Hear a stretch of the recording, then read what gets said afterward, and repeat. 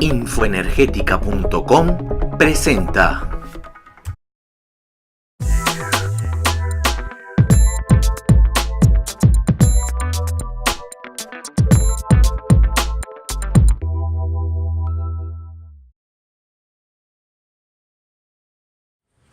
Hola, ¿qué tal, estimados infoenergéticos?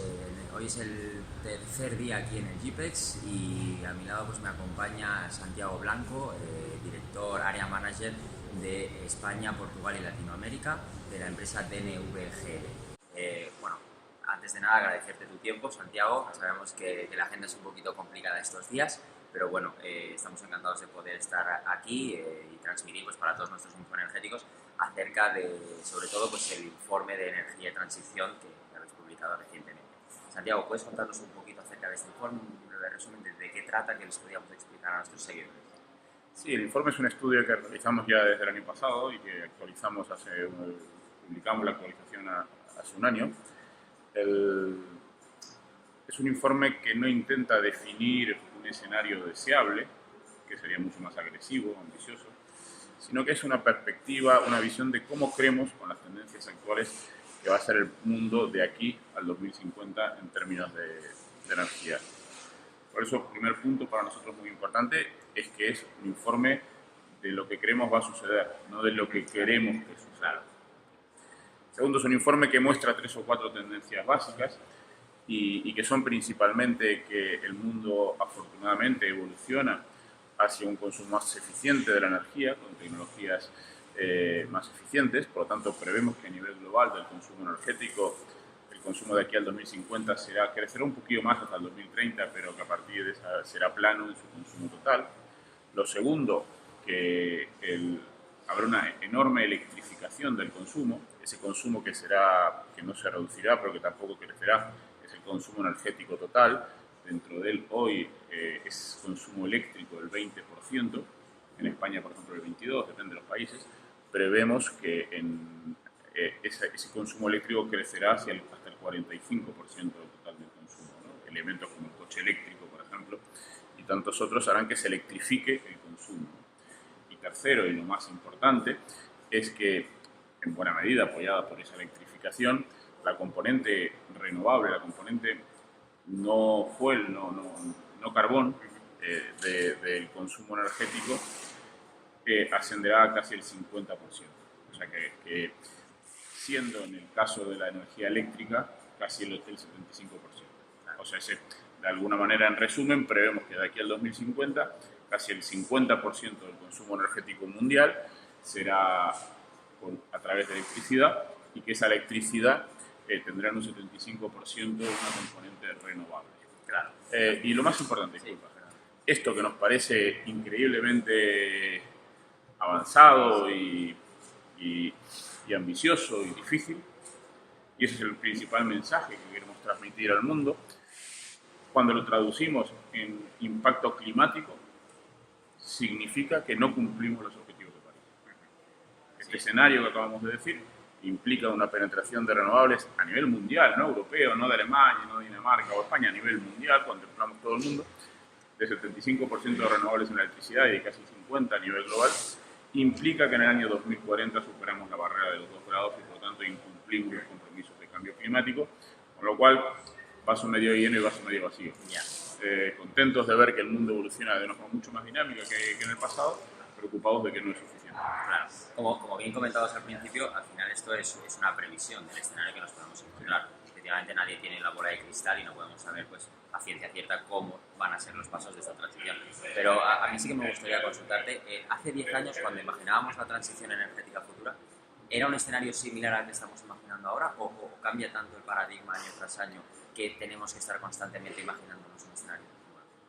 No, cambia radicalmente. En estos últimos 10 años ha habido un cambio radical. En España, por ejemplo, muy especialmente, donde hace 10 años, en el 2008, éramos un país muy activo en el despliegue de renovables, en aquel momento unas energías que aún estaban inmaduras, que requerían unos enormes subsidios financieros para poder competir en el mercado, para poder participar en el mercado. Hoy las energías renovables son tecnologías absolutamente maduras, competitivas y están venciendo en el mercado sin ningún tipo de subsidio. Creemos que el futuro muestra que las energías renovables serán actores claves del mercado energético en un esquema libre de subsidios, por su propia madurez y competitividad. Y eso es una grandísima noticia, eso es una gran noticia. Sí, sí, sin duda. Muchos de nuestros suscriptores, que son bueno, de Perú, de Chile, Argentina, Colombia, Brasil, de todos los países latinoamericanos, al final cada sector de ese país está en un momento diferente. ¿Cuál crees que puede ser la fuente renovable que más impulso tenga de aquí hasta 2035 en lo que es todas estas regiones? Bueno, yo he estado, bueno, primero soy uruguayo de origen, con lo cual entiendo y conozco Latinoamérica en buena medida. Segundo, he estado las últimas 2 semanas en Brasil, en la Intersolar de Sao Paulo y en Buenos Aires, en la Wind Power de Argentina. Y me decía una persona que para entender América Latina hay que entender que lamentablemente muchas veces no es una región. Entonces es difícil responder de forma general a una pregunta. Lamentablemente, yo diría que el primer mensaje para América Latina, en términos de integración y en términos de interconexión eléctrica, en este caso, sería bueno que avanzara como en Europa en una visión más común e integrada. Comparar Brasil, que tiene casi un 70%, 75% de su consumo energético eléctrico de fuente hidroeléctrica, y ya tiene una presencia eólica importante y donde además en el noreste de brasilero hay un viento espectacular con unos factores de capacidad superiores al 50%, con la situación de Chile, donde la hidroeléctrica es escasa y el alto consumo de la minería ha requerido siempre una generación térmica importante, pero sin embargo tiene unos factores de radiación solar espectaculares. Sí. Es difícil, ¿no? Yo diría que no, permítame que no me juegue. Creo que eólica y solar son las dos grandes en nuestro estudio muestran que se repartirán a futuro al 50% la tarta de las renovables, y en América Latina será distinto, pero en cada país un poquito distinto. Sí, y lo que está claro, y no sé si coincidirás conmigo en esto, es que al final cada país lo que tiene que hacer es aprovechar sus recursos naturales, y así como tenemos que Perú, Chile tienen un potencial geotérmico importante, México ahora que está en plena renovación de su sector puede aprovechar mucho la capacidad solar, Uruguay, como bien sabrás, pues tiene un potencial eólico importante, Argentina también, pero bueno, al final sería un poquito para llegar a cabo esta transición que cada país aproveche sus recursos naturales. Me gustaría preguntarte sobre el papel de la movilidad eléctrica. ¿Cómo crees que puede afectar esto a la transición? Ayer, en esta conferencia que estamos ahora, ayer presenté el estudio y una de las láminas que suelo mostrar en mi propia experiencia como conductor de un coche eléctrico. Yo tengo en mi caso un coche eléctrico, un coche híbrido enchufable, pero en general, quitando los fines de semana y tal, yo trabajo en modo eléctrico y lo resumo en una frase. Quien conduce una vez un coche eléctrico, nunca más quiere volver a un coche tradicional. Su comportamiento en términos de performance, confort, economía, sí, es tan diferencial que yo creo que es un tema que va a venir. Nuestro estudio muestra que de aquí a pocos años en Europa ya un altísimo porcentaje de los nuevos coches que se venderán serán eléctricos. Existe todavía un gap económico, pero la experiencia de otras tecnologías muestra que las baterías evolucionarán de forma similar a los paneles y serán cada vez más competitivos. Y los usuarios, que al final son lo que importa, una vez que vean coches eléctricos, y no estoy hablando de cochecillos livianos como un coche de golf, estoy hablando de coches buenos, es una maravilla. Sí. Es una maravilla y es un elemento clave para la transición energética que ataquemos la componente de transporte, que es sin duda de las más contaminantes, con además un efecto adicional a lo que es la transición energética en conceptos de CO2, que es la contaminación atmosférica en las ciudades. Exacto, justo eso te iba a comentar, ¿no? Que aparte de también para evitar la emisión de gases contaminantes, ciudades superpobladas en cuanto a transporte como Lima, por ejemplo, si cambiáramos el parque automovilístico a vehículos eléctricos, lógicamente favoreceríamos toda esa reducción de emisión de gases contaminantes, y no solo eso, sino que también apoyaríamos una transición energética más importante. Pero sí que yo creo que aquí pues, es importante la concienciación social,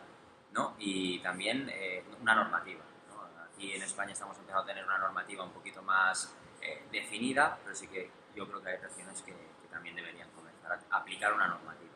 Sí, sin duda, sin duda. Aunque he visto en Uruguay hay unas políticas importantes de estímulo. En Argentina vi también el tema de autobuses eléctricos. Yo creo que de a poco va a comenzar. Creo que es importante también en esto, en algunos países latinoamericanos como México, Brasil, por ejemplo, la industria automotriz es importante. Aquí Aquí en España es muy importante la industria automotriz y un tema clave también es lograr que esa industria automotriz, que hoy está concentrada en motores de diésel y gasolina, pues también vea en los coches eléctricos un sector tan atractivo e interesante como el tradicional. Así es. Fantástico, Santiago. Pues muchísimas gracias por tu tiempo. Simplemente me gustaría pedirte si podías enviar un saludo a todos nuestros infoenergéticos acerca, pues bueno, gracias a tu experiencia o a tu conocimiento, pues, si les podrías transmitir algún mensaje. Bueno, yo creo que el concepto de integración de la información y la energía es hoy por hoy los dos grandes drivers del mundo, ¿no? La información y la energía son de los sectores que más se están transformando y la posibilidad de que compartamos las experiencias que tenemos en España con las que hay en América Latina y hablar de energía y compartir esa información me parece algo estupendo y yo os invito a continuar con ello y apoyaremos en todo lo que podamos. Pues muchas gracias, Santiago. Ojalá podamos contar contigo para cualquier aparición o colaboración con nosotros y viceversa. Les aprovecho también este momento para invitarte a colaborar conjuntamente en futuras reuniones o en futuras comunicaciones. Pues Santiago, lo dicho, muchas gracias por tu tiempo. Te dejo que tienes la agenda muy apretada y nada, estamos en contacto. Muchas gracias.